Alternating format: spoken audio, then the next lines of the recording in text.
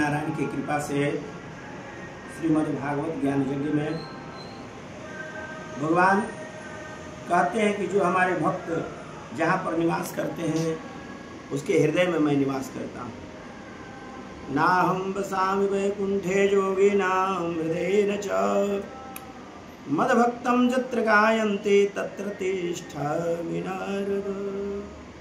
नारद जी महाराज कहते हैं कि बताओ प्रभु आपके भक्त कितने प्रकार के। भगवान अपने भक्तों के विषय में कहते हैं कि हमारे भक्त जो हैं 9 प्रकार के होते हैं। और रामचरितमानस में नवधा भक्ति के विषय में भगवान सेवरी को बताए और नवधा भक्ति के द्वारा सेवरी को भगवान ने दर्शन दिया। भगवान कहते हैं कृते यत् ध्यायतो विष्णु कृते यत् ध्यायतो विष्णु त्रेतायाम जयतो मखे द्वापरे परिचार्याम कलौ तद हरि कीर्तना। कलयुग में भगवान नाम संकीर्तन का ही महत्व है। जगमख तो त्रेता और द्वापर का ही परिचार्य है, लेकिन भगवान के कीर्तन से सारे भक्त परमात्मा के चरण को प्राप्त कर लेते हैं और जिन चरणन को प्राप्त करते हैं तो परमात्मा उस अपने भक्त को अपने हृदय में लगा लेते हैं।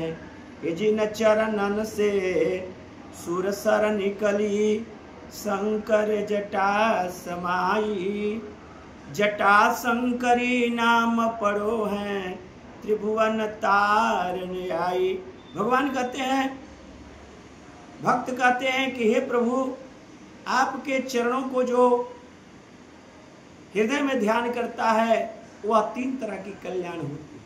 पहले राजा भगीरथी ने तपस्या करके आपके चरण को उन्हें अपने हृदय में धारण किया, आपकी भक्ति की, तो आपने उनको सुरसर नाम करके गंगा प्रदान की।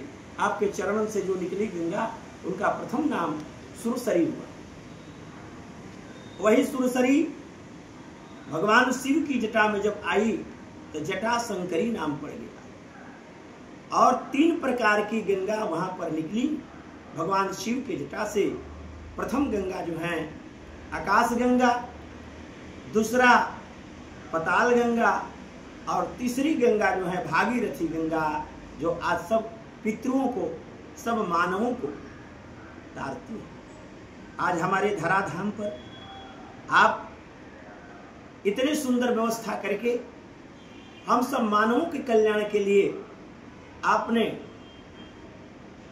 इतनी सुंदर व्यवस्था प्रदान की और उतना ही नहीं हमारे जीवन में आपने प्रकृति भी दिया। ये प्रकृति के द्वारा हम सब मानवों का कल्याण होता है। आज आकाश, धरती, पवन, अग्नि, ये सारे मानव जीव को कल्याण करने वाला ही परमात्मा, ये आपका स्वरूप है। शास्त्रों में वर्णन है कि जो ये प्रकृति का सेवा करता है वो भगवान नारायण की सेवा करता है। और कहते हैं सतयुग त्रेता द्वापर पूजा मखयरु जोग जो गति हो यशो कलिहरि नाम ते पावहि लोग। जो सतयुग और द्वापर में पूजा और मख करके जो धर्म को ग्रहण करते थे, जो पुण्य को ग्रहण करते थे, वो आज भगवान के नाम संकीर्तन में ये सब फल प्राप्त हो जाता है। इस तरह से भगवान ने बहुत भजन में कहे हैं कि श्री अपने जीवन के कल्याण के लिए भगवान ने बहुत सी बातें वेद शास्त्र उपनिषद में बताई कि इस संसार सागर में जब मनुष्य आता है तो मात्र उसका जीवन का एक लक्ष्य है प्रभु प्राप्ति, हरि प्राप्ति, भगवान नारायण की चरण की प्राप्ति। और भगवान के संसाधन के द्वारा हम प्रभु तत्व को प्राप्त कर लेते हैं, भगवान के चरणों को प्राप्त कर लेते हैं। कहते हैं श्री गंगा मैया तेरी लहर मन भाई, श्री गंगा मैया तेरी लहर मन भाई। हरि चरणन से निकली सुरसरी ब्रह्मा कमंडलु आई, भागीरथ तपस्या कीन्ही शिवले शीस चढ़ाई। श्री गंगा मैया तेरी लहर मन भाई। हरि क्षेत्र होए सुकर क्षेत्र होए कर्ण क्षेत्र को धाई, हरि क्षेत्र हो सुकर क्षेत्र हो कर्ण क्षेत्र को धाई। प्रयागराज जमुना से निकल कर काशी भेटी जाई, श्री गंगा मैया तेरो लहर मन भाई, श्री गंगा मैया तेरो लहर मन भाई। भारत भूमि पावन किन्हे तारे अधम अधाई, भारत भूमि पावन कीन्ही तारे अधम अधाई। 60,000 सगर सुत तारो गंगा सागर धाई, श्री गंगा मैया तेरी लहर मन भाई, श्री गंगा मैया तेरी लहर मन भाई। नंददास गंगा की महिमा मुँह पर कही न जाई, नंददास गंगा की महिमा मुँह पे कही न जाई।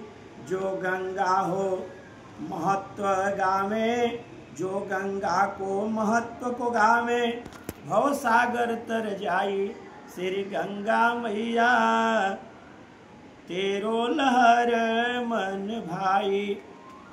भगवान के कृपा से, नारायण हरि की कृपा से गंगा जी सगर के भक्ति से, सगर राजा के पुत्र भागीरथी के तपस्या से गंगा जी ये धराधाम पर आई और सभी मानव जाति के लिए कल्याण की जो स्वरूप है और सबका कल्याण। एक बार जीव ये गंगा सागर, ये गंगा जी में जब स्नान करता है तो सारे पाप जो हैं धुल जाते हैं, ऐसे हमारे वेद शास्त्रों में बताया गया है। और इनकी महिमा गुरुओं ने बहुत गाई है, जितना भी हम लोग महिमा की प्रशंसा करें वो बहुत कम है। इसलिए गंगा का दर्शन करना, हरि का दर्शन करना, ये प्रकृति का दर्शन करना, ये हमारे जीवन का प्रथम लक्ष्य है। यही दर्शन के द्वारा, यही मनन के द्वारा, यही हृदय में भगवान के भक्ति के द्वारा हम परमात्मा को प्राप्त कर सकते हैं। यही अपना जीवन का प्रथम लक्ष्य है। बोलिए श्री कृष्ण भगवान।